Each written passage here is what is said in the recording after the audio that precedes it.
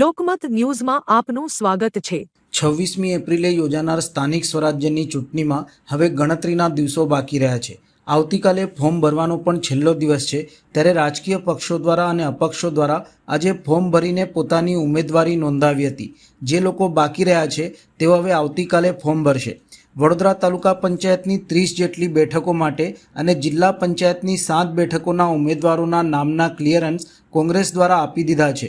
જે સંદર્ભે માહિતી આપતા વડોદરા જિલ્લા કોંગ્રેસ સમિતિના કાર્યકારી પ્રમુખ કનુભાઈ ગોહિલ દ્વારા જણાવ્યું હતું કે લગભગ ઉમેદવારી પત્રો ભરાઈ પણ ગયા છે અને કોઈ બાકી હશે તો આવતીકાલે ભરી દેશે, પણ આ વખતે વાવાઝોડું આવવાનું છે ભારતીય જનતા પાર્ટીના કુશાસનને લઈ।